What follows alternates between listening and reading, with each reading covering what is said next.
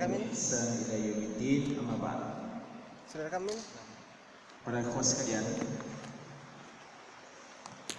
sore ini sesuai dengan yang kita sepakati, insyaallah kita akan mulai membahas syarah dari hadis-hadis Nabi kita sallallahu alaihi wasallam yang terhimpun dalam kitab Al-Jami' yang merupakan bagian dari kitab Bulughul Maram min Adillati Al-Ahkam.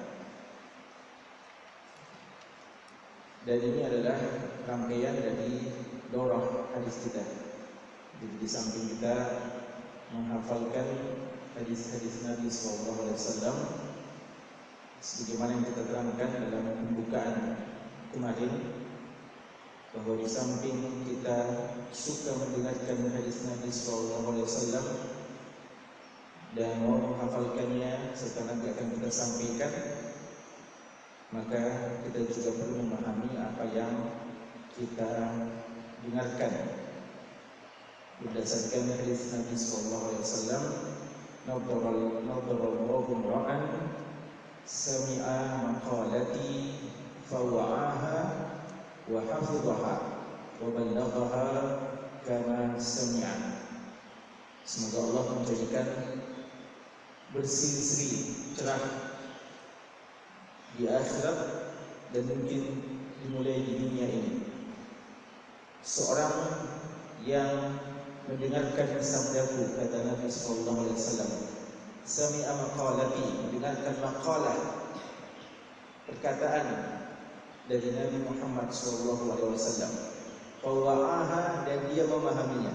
Inilah intinya syarah hadis. Karena di samping mendengarkan, kita perlu paham tentang apa yang kita dengarkan tersebut. Wa hafidhaha, dan menghafalkannya. Wa ballaghaha, dan nanti kita akan sampaikan, tapi jangan asal-asal sampaikan. Kata Nabi sallallahu alaihi wasallam, kama sami'a, dia menyampaikan sesuai dengan apa yang dia dengarkan. Sesuai dengan apa yang dia dengarkan ini tidak ditambah dan tidak dikurangi. Dan ini memungkinkan jika dia memiliki dua hal, yaitu hafalan yang bagus dan pemahaman yang benar. Karena kadang kita keliru dalam menyampaikan, entah karena hafalan kita keliru, kurang bagus, atau kita salah paham terhadap apa yang kita dengarkan atau yang kita baca. Maka at-tabligh, menyampaikan sesuai dengan apa yang kita dengarkan, yang kita pelajari, itu harus didukung dengan kekuatan hafalan dan pemahaman yang bagus. Dan ini dua hal yang kita fokuskan pada daurah kita ini, menghafalnya dan memahaminya. Kitabul Jami', kita akan mulai insyaallah dengan bab pertama. Dan boleh jadi selama daurah kita ini yang hanya sampai hari Kamis, insyaallah kita hanya membahas satu bab saja. Mudah-mudahan bisa selesai kita membahas satu bab dari bab-bab yang ada dalam Kitabul Jami' ini,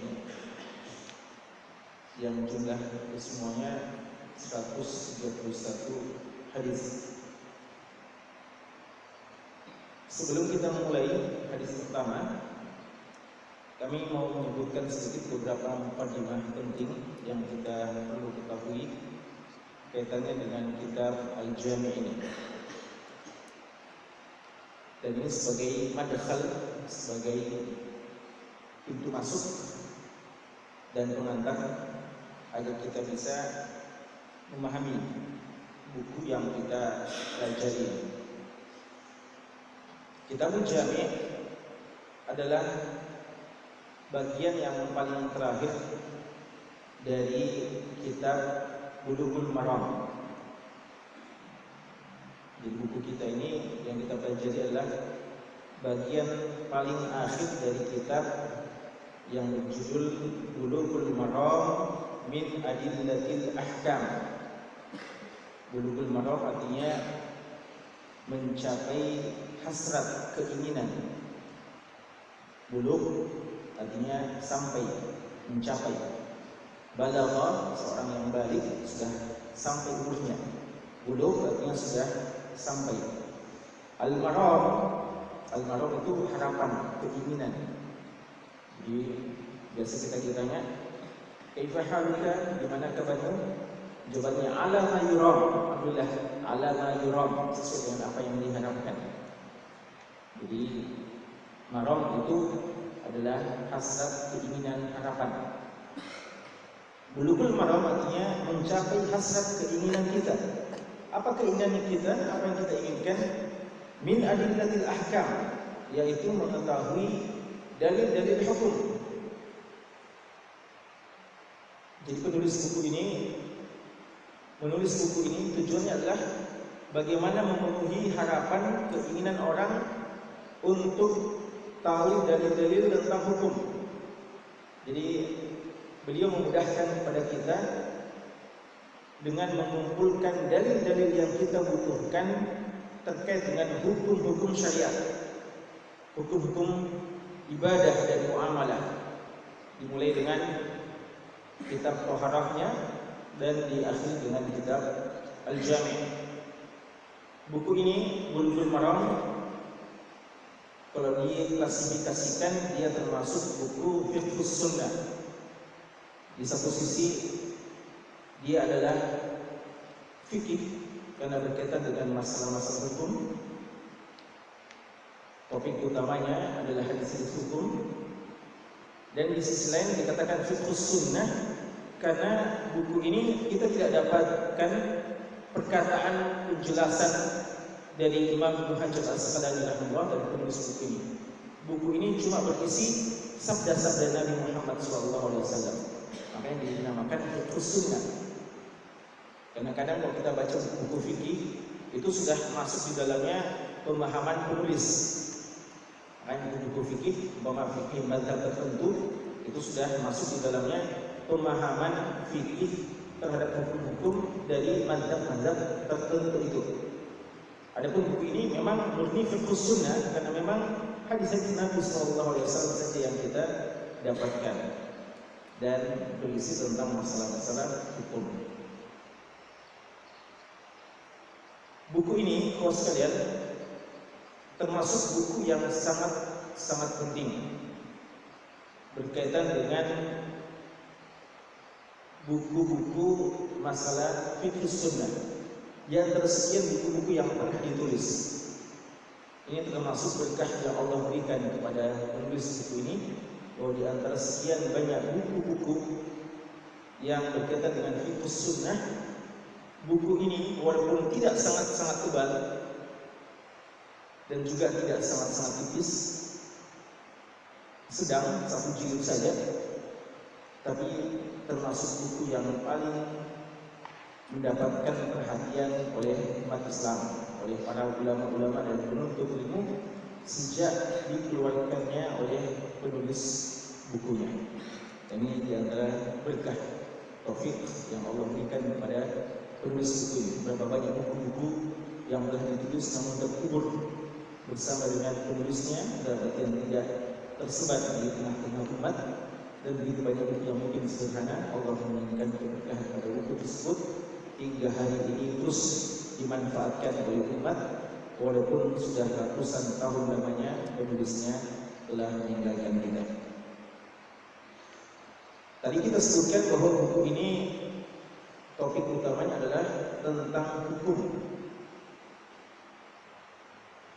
Tapi hal yang menarik adalah Al-Imam Ibnu Hajar Al-Asqalani rahimahullah ta'ala, penulis buku ini, beliau di akhir buku ini membuat satu bab atau satu kitab yang beliau beri judul dengan Kitabul Jami'. Dan kalau kita lihat Kitabul Jami' ini isi-isinya bab tentang adab, bab al-bir wasilah, ya, bab zuhud wal wara', tentang akhlak, makarimul akhlak, tentang masawil akhlak, doa, zikir. Ini kalau pengklasifikasian buku-buku atau ilmu, dia tidak persis masuk dalam pembahasan fikih. Dia masuk dalam pembahasan adab dan akhlak. Jadi kitab Jam ini sebenarnya agak keluar topiknya dari buku ini, karena topik utama buku ini apa? Pembahasan tentang hukum-hukum, hadis hukum. Bagaimana Anda sholat, bagaimana Anda puasa, bagaimana Anda zakat, bagaimana Anda mengeluarkan warisan, bagaimana hukum nikah, bagaimana hukum jihad, dan yang lain hukum fikih semuanya. Tapi ini pembahasan akhlak dan adab. Dan ini isyarat penting dari Imam Ibnu Hajar Al-Asqalani rahimahullah taala, seakan-akan beliau mau memberikan pesan kepada kita bagi seorang al-faqih, seorang yang mau menjadi faqih, seorang yang mau menjadi ahli fikih Islam, bahwa jangan sampai kalian melupakan akhlak dan adab.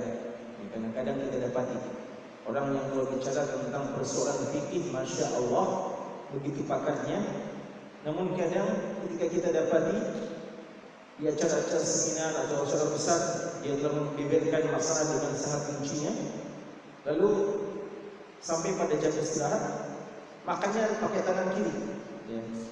Minumnya pakai tangan kiri. Kalau duduk juga tidak tahu dia duduk macam apa itu.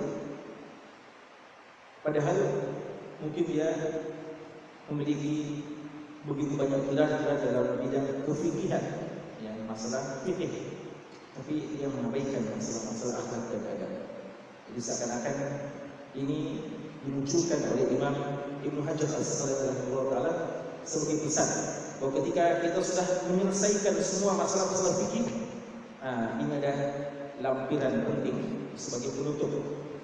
Anda sudah menyelesaikan bahasan-bahasan dalam buku saya ini, maka ini sebagai pesan jangan sampai melupakan persoalan akhlak dan adab.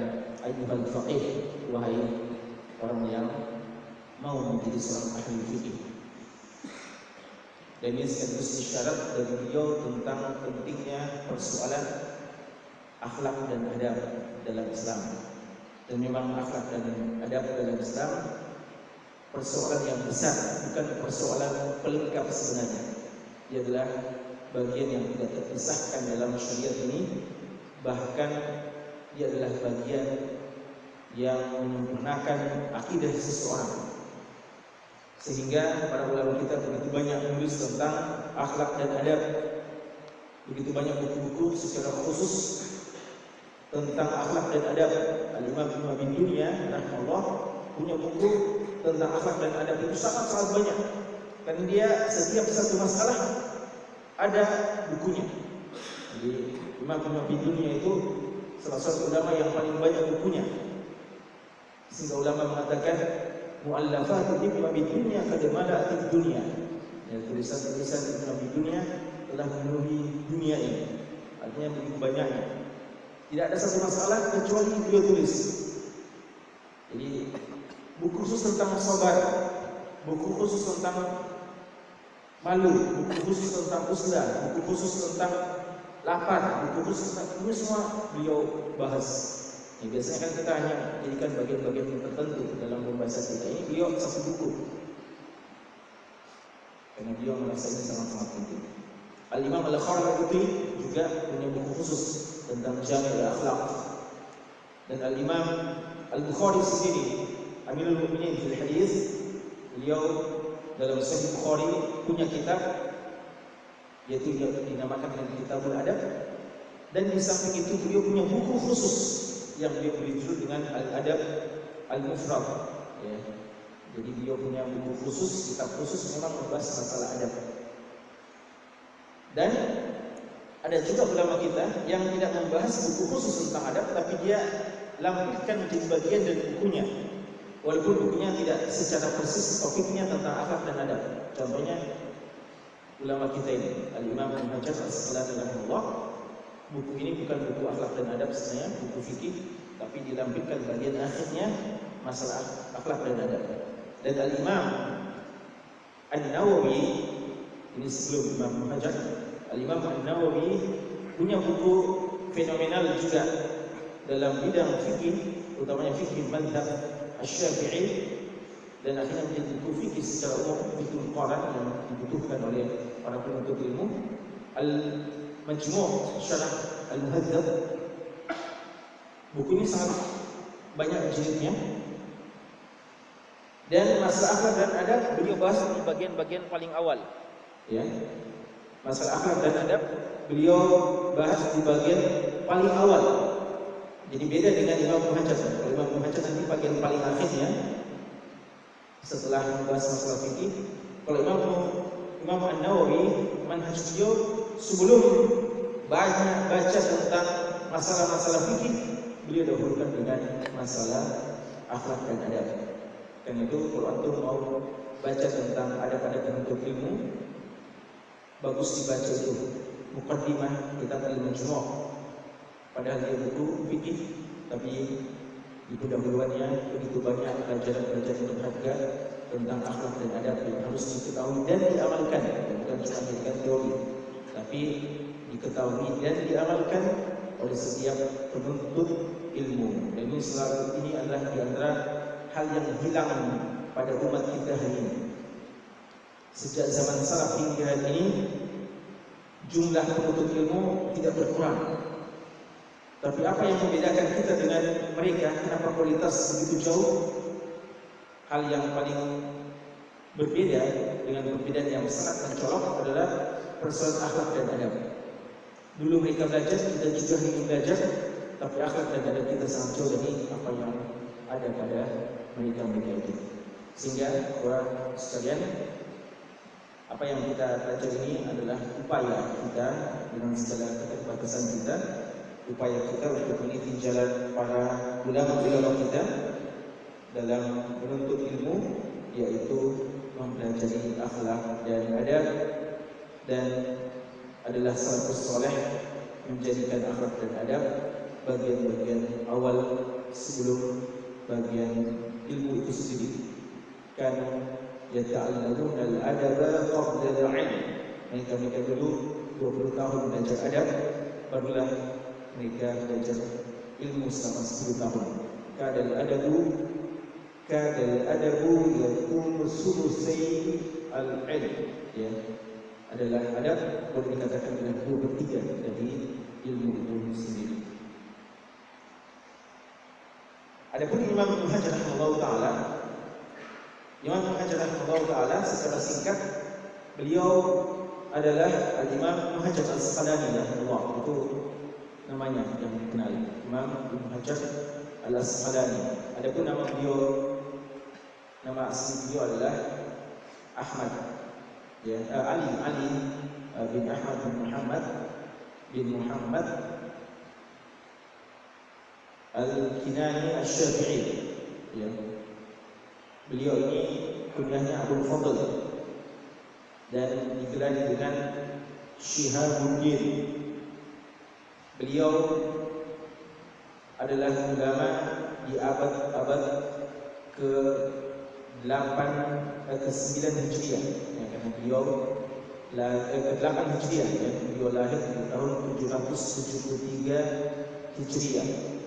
Di tahun 773 Hijriah, setahun sebelum wafatnya Al-Imam Ibnu Katsir rahimahullah ta'ala. Jadi beliau tidak ketemu dengan Imam Ibnu Katsir karena baru setahun beliau hidup di dunia, Imam Ibnu Katsir sudah wafat.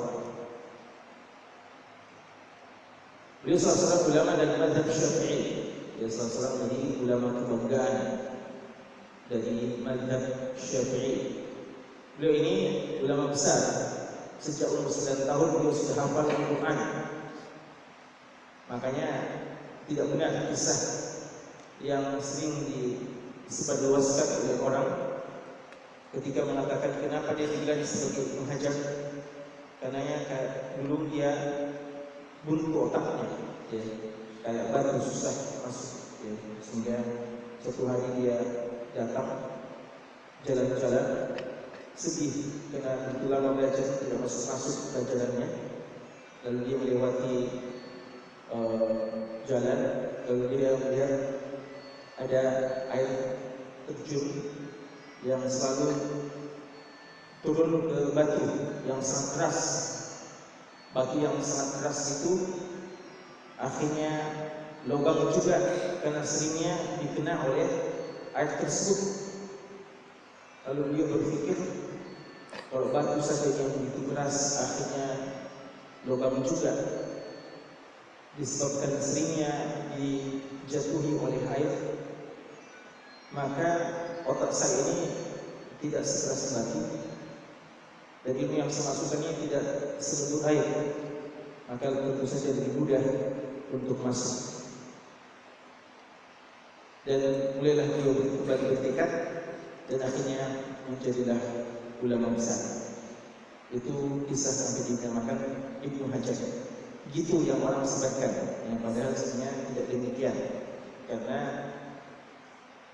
ada memang orang yang kisahnya seperti itu, dan itu disebutkan oleh Al-Imam Al-Khatib Al-Baghdadi rahimahullah taala dalam kitabnya kitab beliau Iqtida'ul Ilm Al-Amal. Kisah ini sudah disebutkan oleh Imam Al-Khatib Al-Baghdadi dalam kitab beliau Iqtida'ul Ilm Al-Amal, dan kitab ini sudah lama ditulis sebelum lahirnya Imam Ibnu Hajar. Imam Khatib Al-Baghdadi itu wafat tahun 463 Hijriah, 400 tahun kurang lebih, atau 300 tahun sebelum hadirnya Ibnu Hajar. Jadi kisah ini sudah ada sebelum 300 tahun atau 400 tahun sebelum adanya Imam Ibnu Hajar. Jadi seandainya ada memang kisah ulama seperti itu, bukan dia Ibnu Hajar al-Asqalani kita ini, ya, dan tidak ada penjelasannya kenapa sampai dia Ibnu Hajar karena masalah batu dan sebagainya. Itu mungkin cuma sekedar nama, ya, ada masalah Ibnu Hajar al-Asqalani rahimahullah taala.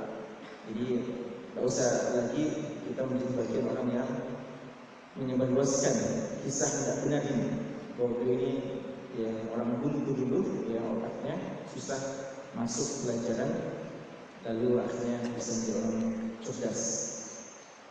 Karena Ibnu Hajar ini sejak usia 9 tahun sudah hafal Quran, ya, dan juga menghafal buku-buku para ulama yang lain di zamannya. Mukhtasar Al-Hajib, ya, dan kitab Al-Hawi Al-Kabir pun telah dihafalkannya, buku fikih yang tebal-tebal sudah dikuasainya. Di antara guru beliau yang paling dekat dan paling banyak beliau mengambil istifadah adalah Al-Imam Al-Iraqi. Al-Imam Al-Iraqi seorang imam besar di dalam hadis, penulis kitab Al-Mughni yang takhrij kitab Ihya Ulumuddin. Selama 10 tahun kurang lebih beliau talaqi dari Al-Imam Al-Iraqi, juga beliau talaqi dari Al-Imam Al-Bulqini dan Al-Imam Al-Mulaqin. Itu di antara guru beliau yang terkenal ulama-ulama besar Asy-Syafi'iyah, utamanya di bidang-bidang fikih dan bidang-bidang hadis. Ibnu Hajar ini setelah mengadakan perjalanan ke Mekah dan yang lainnya, beliau akhirnya memfokuskan untuk hadis, walaupun beliau juga menguasai bidang-bidang ilmu lainnya, tapi akhirnya beliau fokusnya pada hadis. Sehingga buku-buku beliau itu umumnya dalam bidang hadis, yang dalam bidang hadis. Dan tidaklah satu bidang ilmu hadis, boleh dikatakan seperti itu, ya. Kitab mustalah yang bercabang-cabang itu banyak cabang-cabang ilmunya. Hampir setiap cabang ilmu mustalah beliau punya pembahasan khusus. Jadi fokus beliau memang masalah hadis, utamanya masalah rijalul hadis, ilmu rijal, ilmu tentang mustalah dan semacamnya. Di samping Bulughul Maram, kitab beliau yang paling monumental, ya, dan fenomenal adalah kitab Fathul Bari, yang kata ulama kita seandainya beliau tidak tulis buku kecuali satu saja, Fathul Bari saja, itu sudah cukup sebagai warisan kepada umat ini, dan sudah cukup bahwa cukup menunjukkan bahwa Imam Ibnu Hajar adalah imam besar yang sulit dicari tandingannya. Hanya satu saja bukunya, Fathul Bari saja beliau tulis, maka itu sudah cukup menjadi bukti bahwa penulis ini adalah imam besar. Karena Fathul Bari seperti yang kita ketahui 13 jilid besar, ini adalah ensiklopedia hadis yang tidak ada tandingannya hingga hari ini sejak ditulisnya. Dan dia telah menulisnya sekitar 25 tahun. Dia tulis buku itu sekitar 25 tahun, dan sekaligus jawaban terhadap Imam Ibnu Khaldun. Imam Ibnu Khaldun dalam Muqaddimah Ibnu Khaldun pernah mengatakan umat ini masih punya utang terhadap Sahih Bukhari. Sahih Bukhari ini begitu pentingnya bukunya, begitu mulianya bukunya, tapi tidak ada yang mensyarahnya, tidak ada yang menjelaskan hadis Sahih Bukhari dengan sepantasnya. Dan baru terjawab sepeninggal Ibnu Khaldun. Jadi Ibnu Khaldun tidak sempat lihat ini Fathul Bari. Kata ulama kita seandainya beliau lihat, beliau akan tahu dan beliau akan mengatakan alhamdulillah telah tertunaikan utang kita sama Imam Bukhari.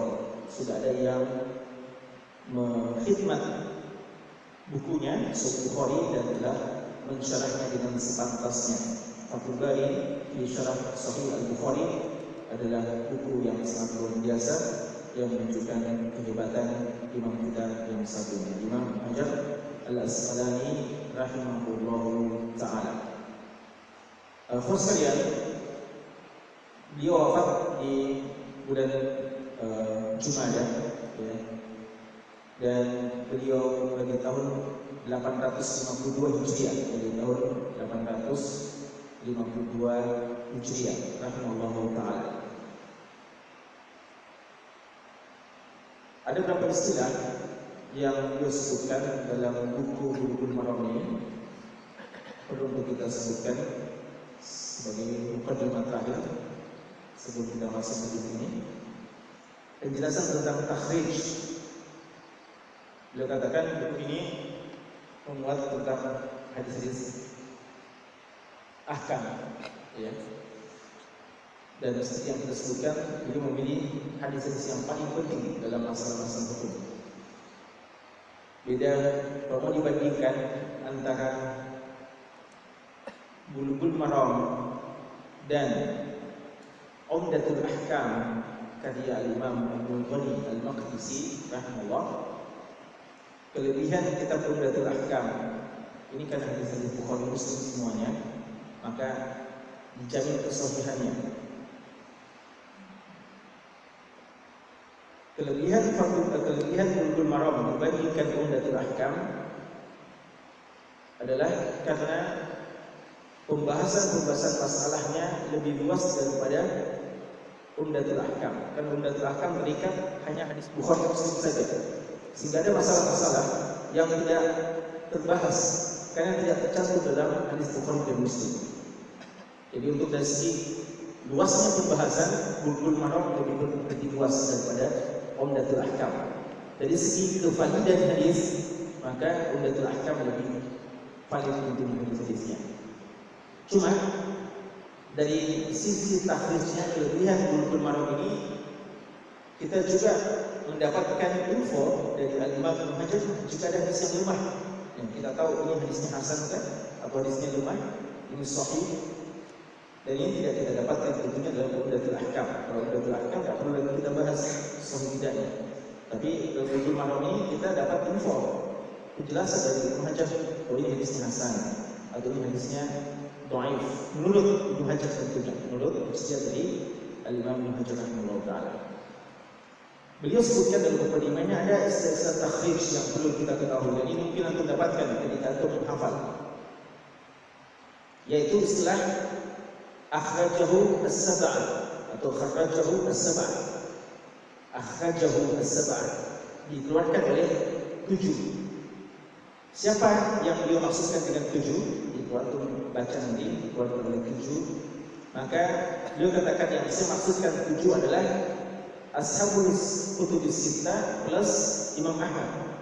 Jadi Imam Ahmad, ya, lalu Bukhari, Muslim, Abu Daud, Tirmidzi, Nasa'i dan Ibnu Majah. Jadi Ahmad, Bukhari, Muslim, Abu Daud, Tirmidzi, Nasa'i dan Ibnu Majah. Itu sab'ah. Itu dikatakan dikeluarkan oleh 7, maka maksudnya oleh 7 ulama hadis itu. 7 ulama hadis itu menyebutkan hadis ini dalam buku-buku mereka. Imam Ahmad dalam musnadnya, Imam Bukhari dalam sahihnya, Imam Muslim dalam sahihnya, Abu Daud dalam sunannya, dan 4 yang tersisa dalam sunan-sunan mereka. Sunan Abu Daud, Sunan Tirmidzi, Sunan Nasa'i dan Sunan Ibnu Majah. Kalau beliau katakan kalau dikeluarkan oleh sittah, maka maksudnya ashabul kutub sittah jadi 7 minus Imam Ahmad. Kalau dikatakan dikeluarkan oleh 6, maksudnya penulis kutub sittah yaitu Bukhari, Muslim, Abu Daud, Tirmidzi, Nasa'i dan Ibnu Majah. Atau istilah lainnya dikeluarkan oleh 7 minus Imam Ahmad. Jadi 6 itu artinya dikurangi saja Imam Ahmadnya.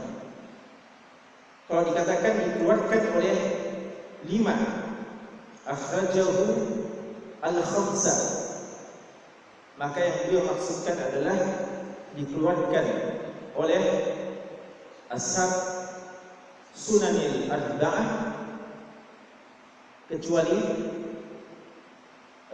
dikeluarkan oleh 7 kecuali Bukhari Muslimnya.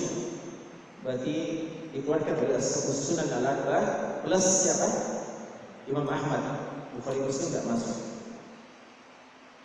Kalau dikatakan dikeluarkan oleh 4, maka yang dimaksudkan siapa? Ashab as-sunan al-arba'ah. Siapa itu? Abu Daud, Tirmidzi, Nasa'i dan Ibnu Majah. Jika dikatakan dikeluarkan oleh 3, akhrajul salasah, ada itu? Antum dapatkan? Iya. Maka yang dimaksudkan adalah dikeluarkan oleh 4 tadi, ashabul kutub sunan al-arba'ah minus Ibnu Majah. Artinya dikeluarkan cuma Abu Daud, Tirmidzi dan Nasa'i. Ibnu Majah tidak masuk. Kalau dikatakan dikeluarkan oleh 3. Dan kalau saya mengatakan muttafaq, tadi Ibnu Hajar, kalau saya mengatakan muttafaq, maksudnya muttafaqun alaih, maka yang dimaksudkan adalah Bukhari dan Muslim. Artinya istilah yang umum ya. Karena Al-Imam Ibnu Abu Barakat Ibnu Taimiyah, kakek dari Imam Ibnu Taimiyah, Abu Abbas, beliau dalam Muntaqal Akhbar kalau mengatakan muttafaqun alaih, maka maksudnya apa? Bukhari, Muslim dan Ahmad, 3 orang yang diriwayatkan. Yang dalam Muntaqal Akhbar yang akhirnya disyarah oleh Imam Syukani dalam Ilmul Awtar, itu kalau dikatakan muttafaqun alaih bukan cuma Bukhari Muslim, tapi Bukhari, Muslim dan Imam Ahmad, 3 orang sekaligus mesti. Kalau diistilahkan muttafaqun alaih. Adapun kitab Bulughul Maram ini kalau kita dapatkan dalam kitab Jami' muttafaqun alaih, maka maksudnya sesuai dengan istilah yang terkenal dikeluarkan oleh Bukhari dan Imam Muslim. Ini istilah yang beliau sebutkan dalam mukadimahnya sebagai pengantar dan penting untuk kita ketahui agar ketika kita menghafal kita tahu maksud dari hadis ini diriwayatkan oleh fulan dan fulan. Kitab Jami'. Kitab Al-Jami'. Al-Jami' artinya mengumpulkan, ya, dari kata-kata jamaah yajma'u. Jamaah yajma'u, jami' yang mengumpulkan. Kenapa dinamakan yang mengumpulkan? Dipahami bahwa yang mengumpulkan beberapa hal yang berbeda-beda, ya. Jadi masalah-masalah yang tidak secara khusus dikumpulkan jadi satu. Ulama kita, ulama hadis, ketika menamakan buku-buku hadis mereka punya manhaj dalam penamaan. Seperti Bukhari, Muslim, apa namanya? Dikenal dengan Sahih. Ada juga Sahih Ibnu Hibban, Sahih Ibnu Khuzaimah, Sahih Ibnu Sakan. Apa istilah Sahih itu? Mereka maksudkan Sahih adalah buku yang mengumpulkan hadis-hadis yang dipandang oleh penulisnya sahih. Artinya tidak ada lagi hadis-hadis yang lemah di situ. Sebatas ijtihad penulis. Walaupun kadang dinamakan bukunya sahih, tapi al-ismu laisa alal musamma, ya. Artinya namanya sahih, tapi ketika diteliti ternyata ada juga hadis yang lemah. Seperti yang didapati dalam buku Sahih Ibnu Khuzaimah, Sahih Ibnu Hibban, Sahih Ibnu Sakan. Beda dengan Sahih Bukhari, Muslim. Ini 2 kitab ini kata ulama kita al-ismu alal musamma. Namanya cocok dengan isinya, aslinya, sesuai dengan judulnya.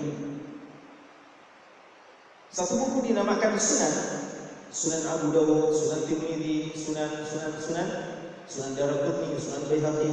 Itu tidak umumnya, ya, tidak senang yang dinamakan Sunan. Tapi itu dinamakan Sunan ketika buku itu mengumpulkan hadis-hadis masalah-masalah hukum. Jadi sunan itu artinya buku-buku hadis yang berkaitan dengan masalah-masalah hukum. Musnad. Buku hadis dinamakan dengan musnad ketika umumnya ya, ketika mengumpulkan hadis dan membagi-baginya sesuai dengan perawi hadis dari kalangan sahabat. Seperti Musnad Imam Ahmad. Musnad Imam Ahmad itu kalau kita buka, kita tidak dapati kitabul Taharah, kitabul Salat, kitabul Hajj, kitabul Shaum, kitabul Jihad, tidak ada di situ.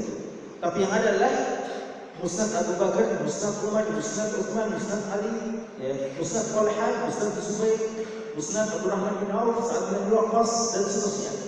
Apa maksudnya?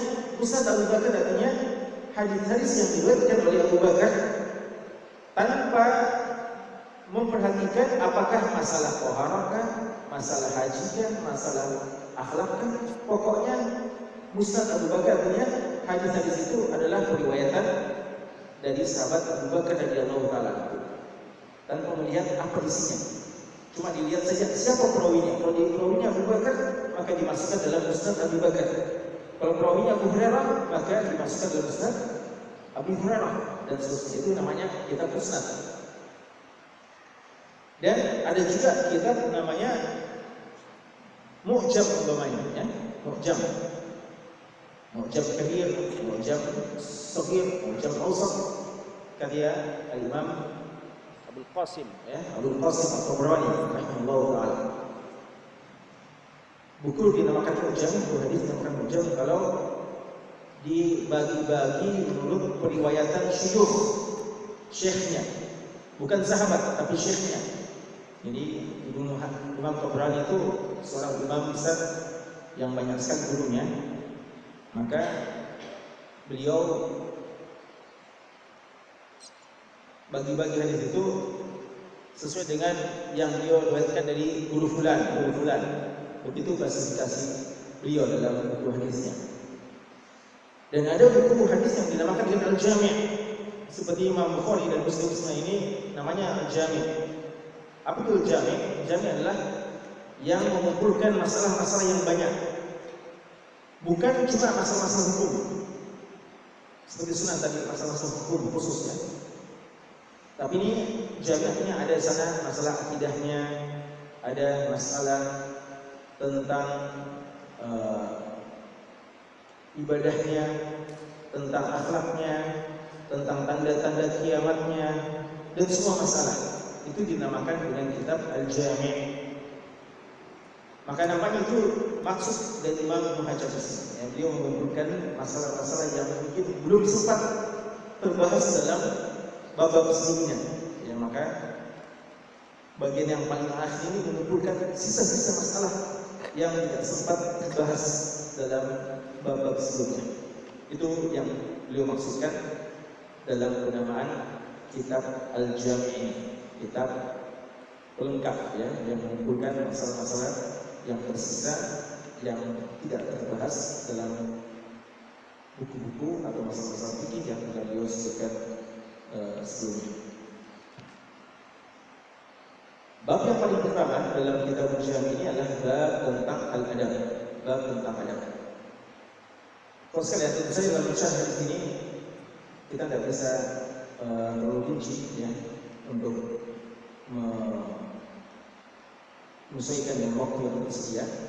Kita akan mengisyaratkan hal yang penting ya, hal yang penting, isyarat-isyarat penting dalam pembahasan kita ini. Bab adab, ikhwan sekalian,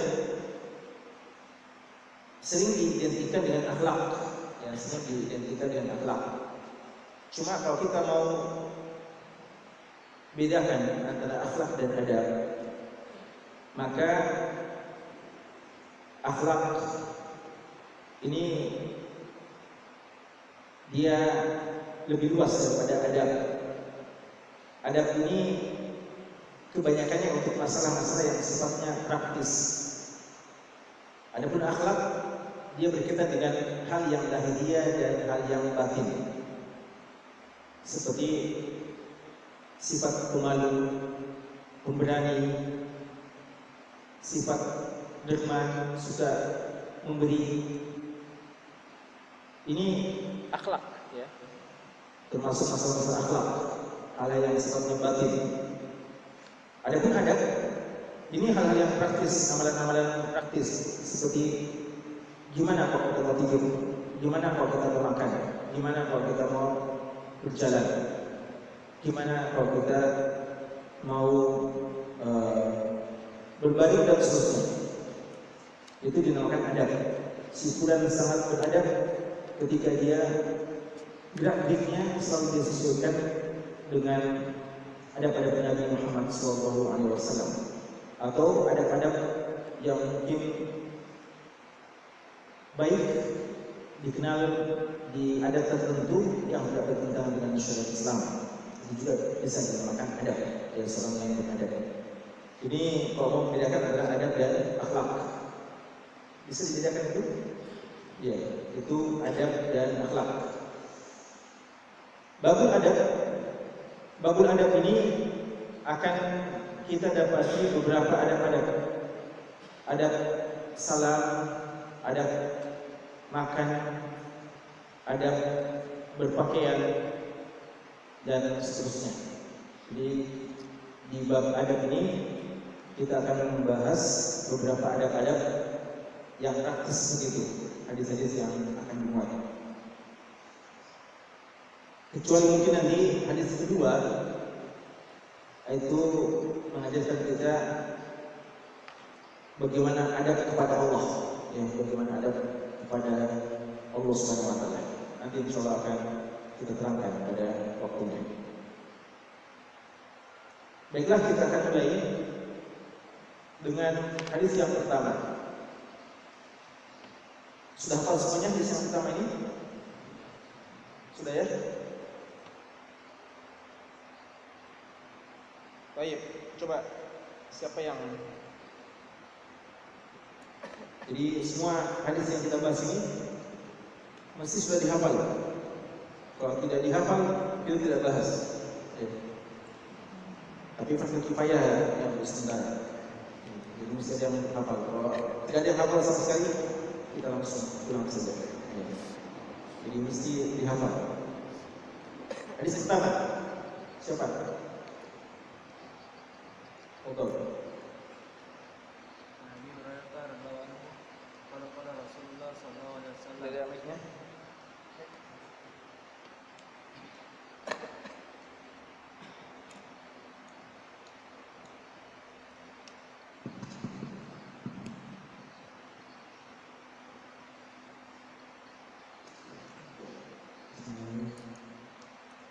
Nabi Hurairah radhiyallahu anhu qala Rasulullah sallallahu alaihi wasallam.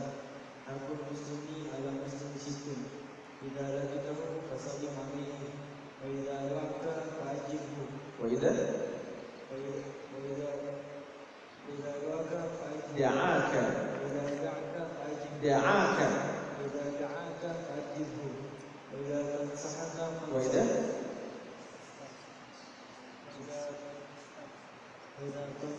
wa idza istansahaka istansahaka.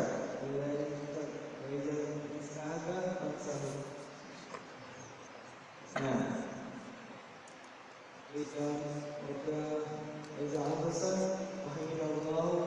fahamidallah.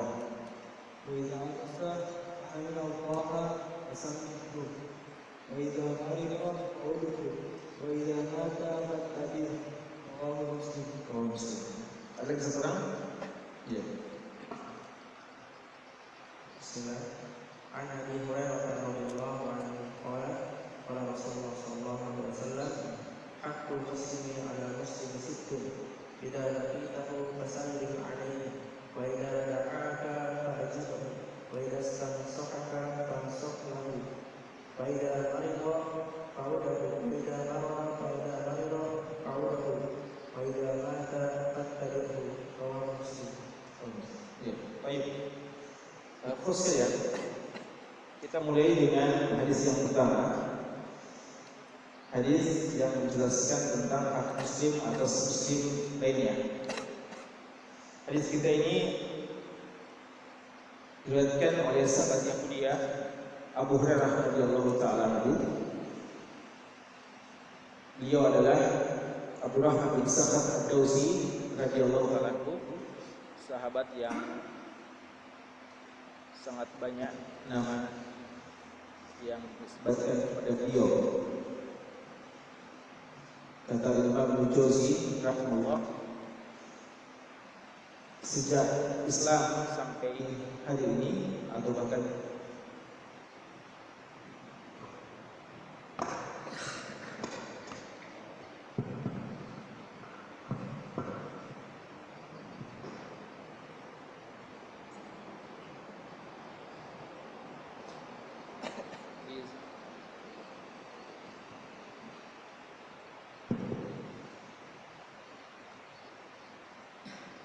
dalam sejarah Islam dan bahkan mungkin sejak zaman jahiliyah tidak ada orang yang paling dipersisikan tentang namanya dan nama bapaknya lebih banyak daripada beliau ini. Ada 30 versi tentang nama beliau dan nama bapaknya. Ya. Apakah namanya Abdullah, apakah Abdurrahman, apakah Abu Syams, apakah Amir, apakah begitu banyak. Tapi pendapat jumhur ulama kita, nama beliau adalah Abdurrahman bin Sakhar Ad-Dausi radhiyallahu taala dari suku Daus di daerah Yaman sana. Beliau ini sahabat yang nanti ketemu dengan Nabi SAW di tahun ke-7 Hijriah. Diperselisihkan apakah beliau sempat ikut perang Khaybar atau tidak sempat. Karena perang Khaybar terjadi pada tahun 7 Hijriah, perang Yahudi. Apakah beliau sempat ketemu sebelum perang Khaybar sehingga bergabung dalam mujahidin perang Khaybar, atau nanti setelah selesai perang Khaybar baru beliau datang. Yang jelas pertemuan beliau dengan Nabi SAW di tahun tersebut, tahun ke-7 Hijriah. Artinya masa beliau dengan Nabi SAW tidak terlalu lama, sekitar 3 tahun atau 3,5 tahun lamanya. Terlepas dari apakah beliau sudah masuk Islam atau belum, ini perlu dibedakan ya antara masuk Islamnya dengan pertemuannya dengan Nabi SAW. Baru bergabung dengan jamaah Rasul SAW itu di tahun 7 Hijriah. Tapi waktu bergabung itu apakah dia sudah Islam sejak sebelumnya? Karena banyak gitu ya, sudah Islam lewat jasa dai-dai yang tersebar di kampung-kampung, walaupun tidak sempat ketemu dengan Nabi SAW. Ataukah pada saat itu pertemuan pertama dengan Rasul, di situ juga awal kali beliau mengumandangkan keislamannya. Dikatakan bahwa beliau ini sudah Islam sebenarnya lewat dakwah dari Abu Tufail Ad-Dausi, salah seorang pemuka dari suku Daus yang mengislamkan kampungnya Daus lewat jujur dakwah beliau. Dan katanya Abdurrahman bin Sakhar ini termasuk orang yang masuk Islam sejak itu. Cuma baru berkesempatan ketemu dengan Nabi SAW di tahun ke-7 Hijriah. Ala kulli hal, entah beliau sudah Islam atau tidak, yang jelas beliau ketemu dengan Nabi nanti di tahun ke-7 Hijriah. Pertemuan yang singkat ini beliau tidak sia-siakan. Sejak itu beliau sudah berkomitmen untuk memulai zaman Rasulullah SAW menjadi bagian dari penduduk Suffah, Ahlus Suffah, yang terus mulazamah di Mesir dan tidak pernah meninggalkan majlis-majlis Nabi SAW, sehingga beliau orang yang paling banyak mengetahui hadis Nabi SAW. Karena 3 tahun terakhir dari kehidupan beliau, kehidupan Nabi Muhammad SAW, beliau rekam dengan baik, tidak pernah beliau ghaib sama sekali, tidak pernah absen dalam semua majlis-majlis Nabi Muhammad SAW. Dan ini yang membedakan beliau dengan sahabat-sahabat yang lain. Ditambah dengan kelebihan beliau yang kedua adalah tidak ada satu hadis yang beliau dengarkan dari Nabi SAW kecuali beliau menghafalkannya dengan baik. Tidak ada hadis yang beliau dengarkan dari Nabi SAW kecuali beliau hafalkan dan tidak lupakan. Dan ini berkat doa dari Nabi SAW dan rinciannya bisa membaca dalam Kitabul Ilm dalam Sahih Bukhari, hadis bagaimana beliau minta didoakan oleh Nabi SAW agar memiliki hafalan yang kuat.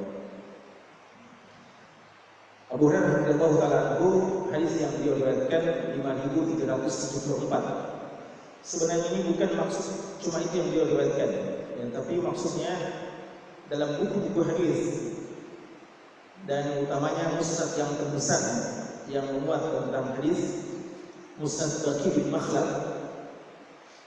Ini seperti yang dikutip oleh Imam Ibnu Jauzi dan yang lainnya.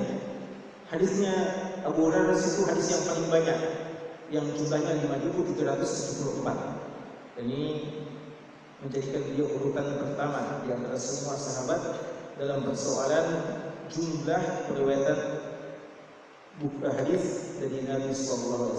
Jumlah hadis-hadis yang diriwayatkan oleh beliau yang tercantum dalam buku-buku hadis yang paling banyak itu lewat jalur periwayatan Abu Hurairah radhiyallahu taala. Ini jumlah yang sangat fantastis. Apalagi urutan kedua itu bukan meriwayatkan 4.000, bukan 3.000, 2.000-an saja. Ya. Jadi memang beliau ini yang tersebar sangat banyak hadis-hadisnya. Beliau wafat di tahun 57 Hijriah radhiyallahu taala. Beliau mengatakan bahwa Rasulullah SAW bersabda, "Haqqul muslim 'alal muslim." Haqqul muslim 'alal muslim. Kata-kata hak dalam bahasa Arab itu artinya sesuatu yang wajib atau hampir wajib. Istilahnya sunnah muakkadah. Itu minimal hukumnya, ya. Hak, ketika dikatakan hak, maka itu hukum asalnya wajib. Minimal, dan jika tidak wajib maka minimal ialah sunnah muakkadah. Itu makna hak dalam bahasa Arab. Kalau dan perlu disampaikan, perlu diketahui bahwa kalau bahasa Indonesia kan hak itu lawan dari wajib, hak dan kewajiban. Ini hak saya dan ini kewajiban saya.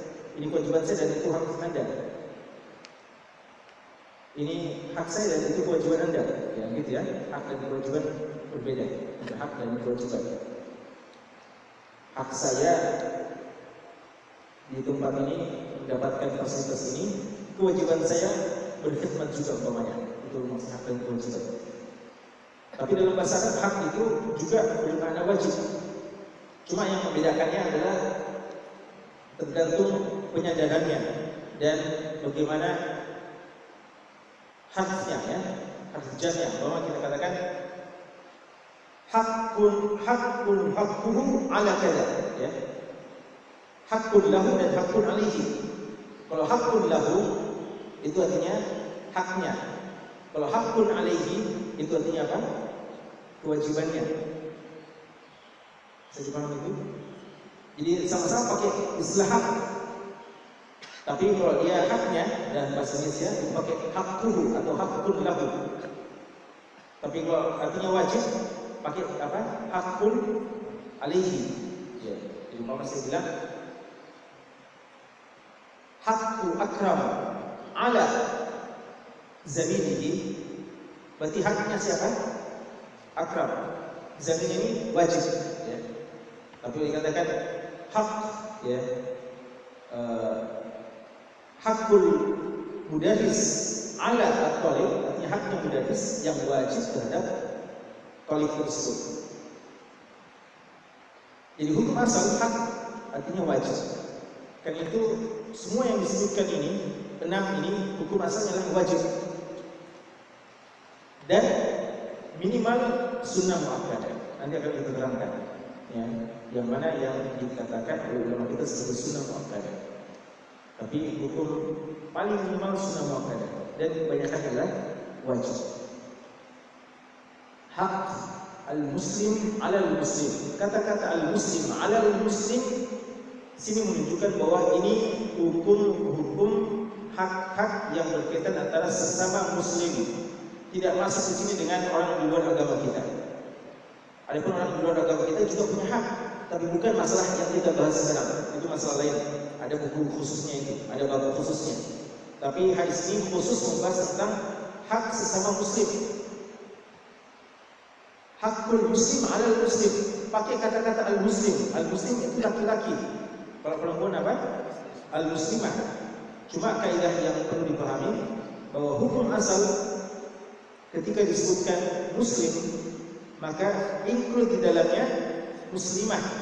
Sampai ada dalil yang menunjukkan bahwa masalah itu khusus berkaitan dengan laki atau khusus berkaitan dengan wanita. Tapi hukum asal semua syariat ketika berbicara tentang laki, maka hukum asal itu juga berlaku hukumnya kepada wanita. Karena sebagaimana kata Nabi SAW, an-nisa'u syaqa'iq ar-rijal. Wanita itu saudara kandungnya laki-laki, bagian dari laki-laki. Jadi apa yang diperintahkan kepada laki itu juga diperintahkan kepada wanita. Sampai ada dalil yang menunjukkan bahwa ini masalah khusus untuk laki atau khusus untuk wanita. Karena itu walaupun tidak dipakai hakul muslim 'alal muslimah atau hakul muslim 'alal muslimah, tapi ini sudah berlaku untuk semuanya, laki muslim atau wanita muslimah. Jadi hukum-hukum ini berlaku untuk kaum muslimin atau kaum muslimat dan tidak berlaku untuk di luar agama kita. Hakul muslim 'alal muslim sittun, 6.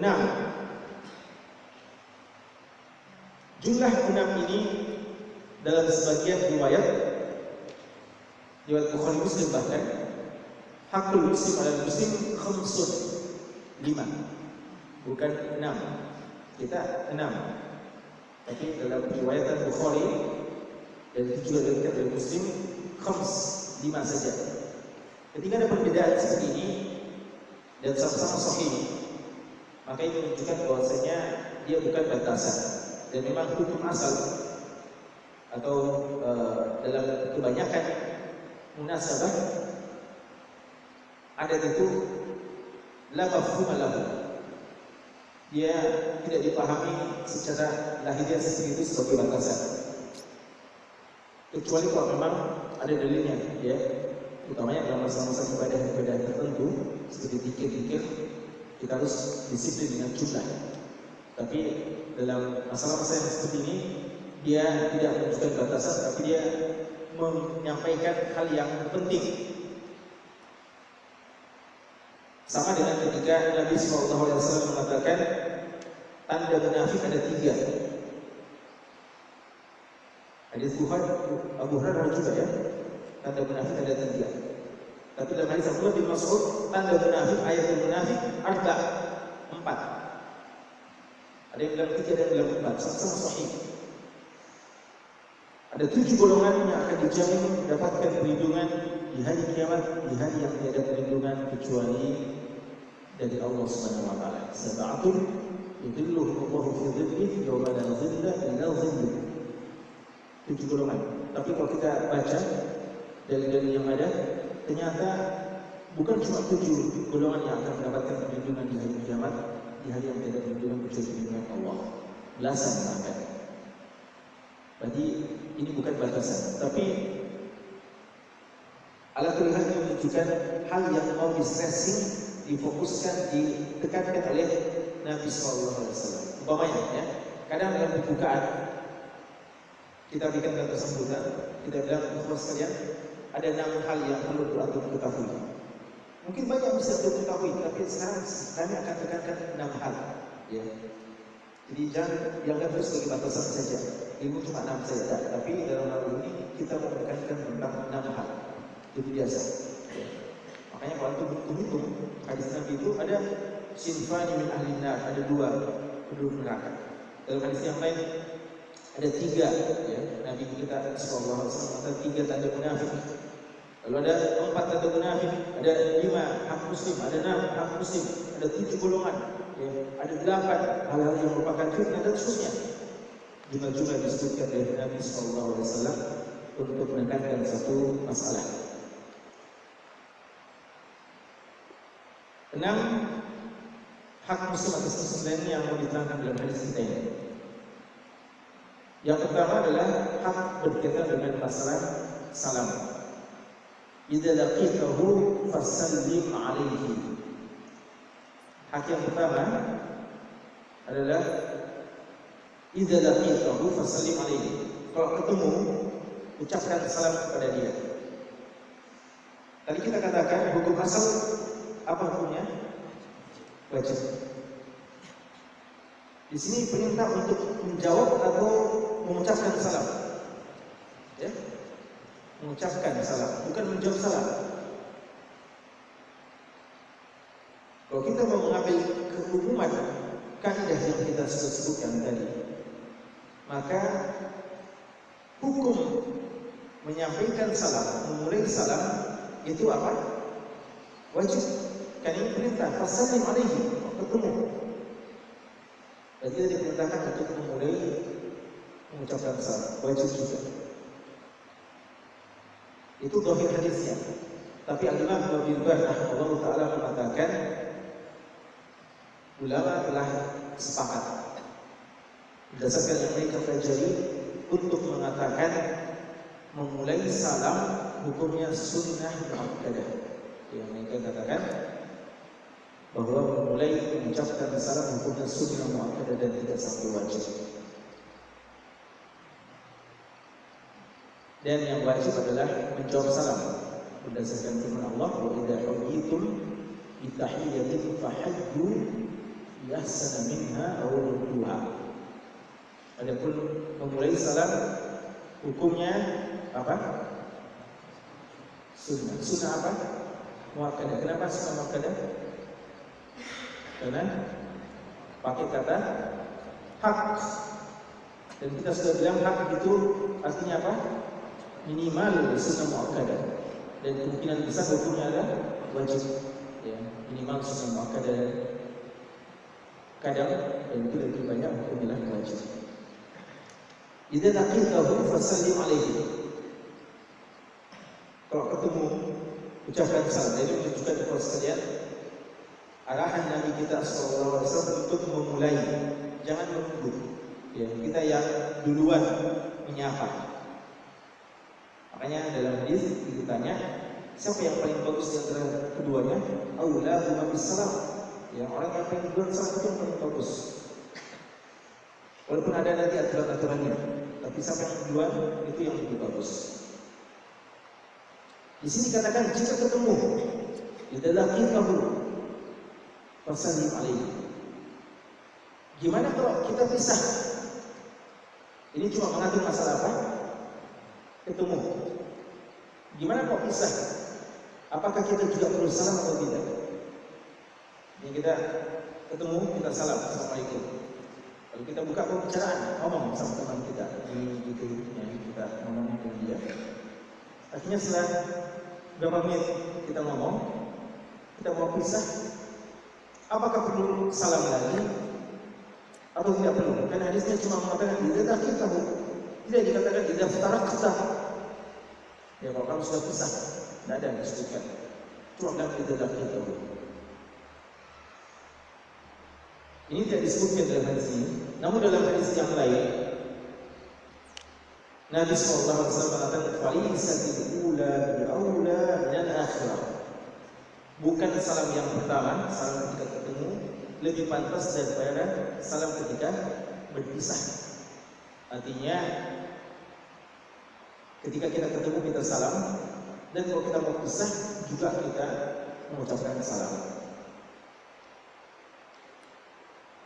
Dan ini pentingnya kalau sekalian mengumpulkan dalil-dalil. Karena kalau kita cuma menggunakan hadis kita ini saja, maka kita akan mengatakan bahwa salam itu cuma ketika ketemu dan tidak pada saat kita berpisah. Salam ini punya berapa aturan-aturan, tapi kita tidak akan rinci karena nanti akan ada hadis-hadisnya tentang masalah itu. Ya nanti insya Allah pada waktunya kita akan bahas. Kecuali masalah-masalah yang tidak sempat terbahas dalam hadis-hadis tentang salam nanti, insyaallah kita akan tambahkan. Khususnya masih ada 5, ini masih perlu beberapa rincian. Nah, khawatir waktu tidak cukup, ya, dan nanti kita tunggu dulu untuk menjelaskannya. Dan kita cukupkan dulu, insyaallah nanti kita akan lanjutkan besok. Untuk besok, insyaallah nanti kita sudah mulai langsung hadisnya. Tadi perlu ada mukadimah, karena memang ini pembahasan pertama. Perlu ada beberapa mukadimah. Adapun besok, insyaallah kita akan mulai melanjutkan hadisnya dan tidak ada mukadimah yang lain. Kita langsung pembahasan yang berikutnya. Sekian ini, Allahu ta'ala alam, subhanallahi wa bihamdihi, asyhadu an la ilaha illa anta, astaghfiruka wa atubu ilaik. Sallallahu ala nabiyyina Muhammadin wa ala alihi wa sahbihi wa sallam, walhamdulillahi rabbil alamin.